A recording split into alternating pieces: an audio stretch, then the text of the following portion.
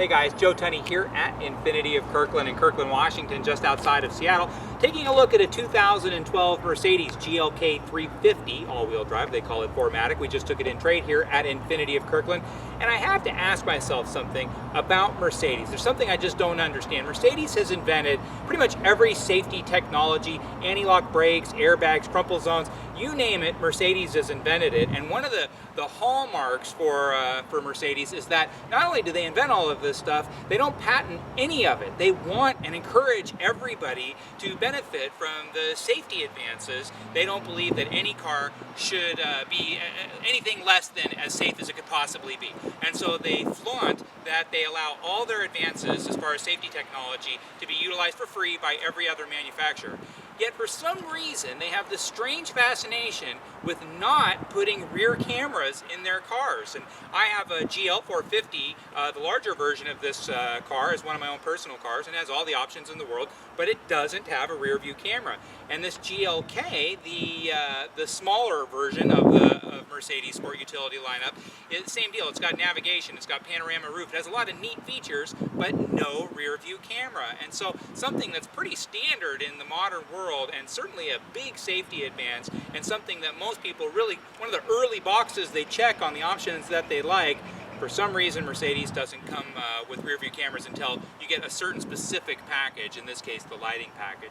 Now this car is a P1 package, a Premium 1 package, so let's take a look around and take a look at what a Premium 1 package is all about. A lighting package would include not only the rear view camera but xenon headlamps. This one has halogen headlamps.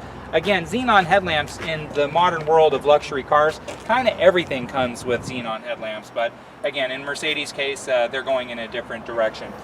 This one does have the leather interior, nice wood finish. This one also has the navigation package, so it has satellite radio and navigation. With the premium package, you get that nice panorama roof as well. We'll take a look at that when we jump inside. Space-wise, this is not the biggest sport utility in the world. I just drove this over here, so yes, I have the front seat farther back than I would necessarily need to be if I had other passengers in the back seat, but the back seat is really small. In fact, the whole car is really small. It has less than 55 cubic feet of maximum cargo space, which is like less than everything. I mean, it's got to be the smallest interior dimensions of any sport utility I would think of, maybe except for something like the Nissan Juke. It is particularly tiny inside, and so usable trunk space here. It's nice and tall. I mean, this car has lines kind of like a church pew. It's very respectable and has a certain kind of class to it, but it's certainly not a cutting-edge style by any stretch of the imagination. But because it's really blocky, these tall straight lines do allow for better trunk space than a lot of these sloped back sport utilities have. Taking a look around the passenger side, I mean, wonderful paint. They do have beautiful, rich, deep paints. Of course, all Mercedes-Benz enjoy probably as good a paint as there is in the automobile industry. And then their fit and finish is quite good. Let's take a look inside.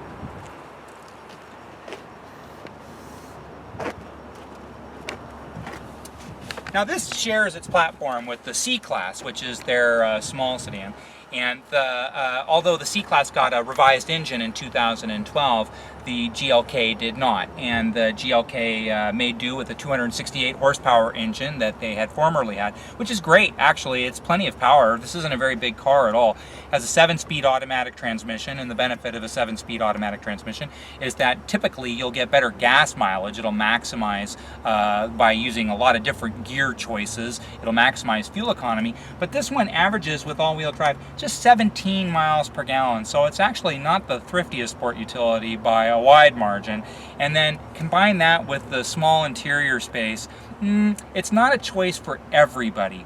However, if it's something that's like more of a commuter, maybe you're a real estate agent and you just need signage and stuff in the back, you want to look good, you want to be safe. I mean, it's extraordinarily safe. Of course, Mercedes makes the safest vehicle known to man.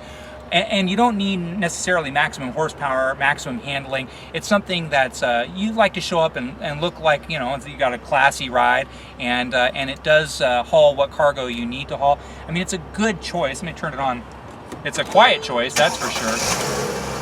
It's got one of the smoothest 6-cylinder engines that there is available on the marketplace, and certainly a very quiet engine. Has a nice stereo system. When you opt for the command feature, which this one has, again, you get navigation and satellite radio. The panorama roof, I don't know why every car in the world doesn't come with a panorama roof. It is so cool, especially on a smaller car. It really makes it seem much, much larger inside than just a fixed roof would. They've got to make the roof in some fashion, whether it's metal or glass or a combination of one or the other. It really doesn't cost the manufacturer that much if they choose to make a vehicle with a panorama roof.